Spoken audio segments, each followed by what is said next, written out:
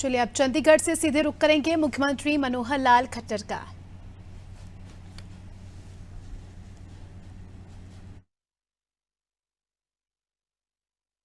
हों अथवा कुछ धार्मिक सामाजिक संस्थाएं हों, सरकारी विभाग, चाहे वो हमारा होम डिपार्टमेंट है, चाहे हमारा जो बाल विकास महिला बाल विकास विभाग है अथवा स्वास्थ्य विभाग है, इन सब विभागों ने बीड़ा उठाया और हम जो जेंडर रेशो उस समय 870 के आसपास थी, उसको बढ़ा करके 923 तक हम लेकर के गए। वर्तमान में भी ये जेंडर रेशो 917 और 923 के बीच ये चल रही है। एक बहुत बड़ी कामयाबी, जो बेटियां गर्भ में मार दी जाती थी उनको बचाने में पूरे सिस्टम ने और ये जो काम किया है, इससे मेरी संतुष्टि है। अब इसी के साथ मन में भाव पैदा होता है कि जो बेटियां जन्म लेती हैं वो किसी परिवार पर बोझ न बने, बल्कि बोझ नहीं बनती हैं। परिवार की मानसिकता ऐसी होती है कि शायद वो बेटी को बोझ मान बैठे। इसका हमने जब लोगों के सामने विषय रखा तो मुझे खुशी है कि लोगों ने स्वीकार किया कि बेटी भी हमारी वैसी ही है जैसे हमारा बेटा होता है।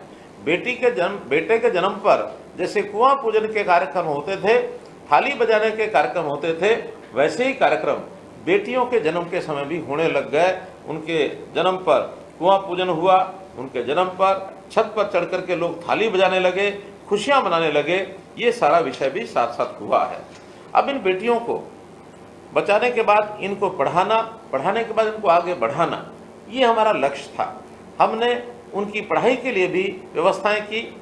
स्कूल में, कॉलेज में उनकी कोई फीस ना लगे, ये व्यवस्था हमने बनाई। और हर 20 किलोमीटर के अंदर एक कॉलेज जिसमें हमारी बेटी बच्चियां वो पढ़ाई कर सकें, ये कॉलेज हमने खोले। हमने पिछले कार्यकाल में कुल 71 कॉलेज खोले हैं, जिसमें लगभग आधे ये केवल बच्चियों के लिए, महिलाओं के लिए, महिला कॉलेज जिसको कह सकते हैं, वो हमने खोले हैं। तो पढ़ाई के अंदर भी आगे बढ़े हैं।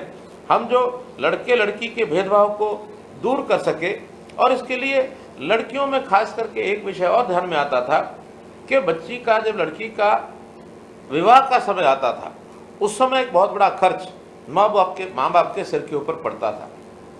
इसके लिए 2 योजनाएं शुरू की। एक योजना जिसके अंदर थी आपकी बेटी हमारी बेटी, अर्थात बेटी किसी परिवार अकेले की नहीं होती है, बेटी सबकी होती है, साझी होती है।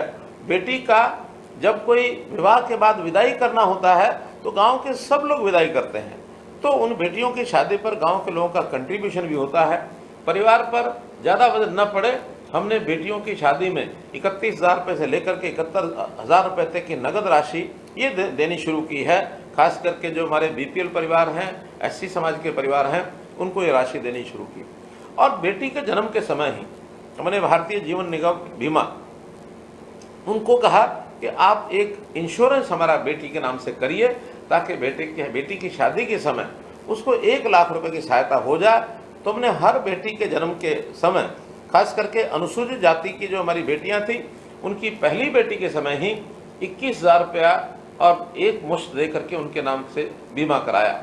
और जो बाकी समाज है उनके सबके दूसरे और तीसरी बेटी के समय हमने 21,000 रुपया ये सब जमा कराना शुरू किया। अर्थात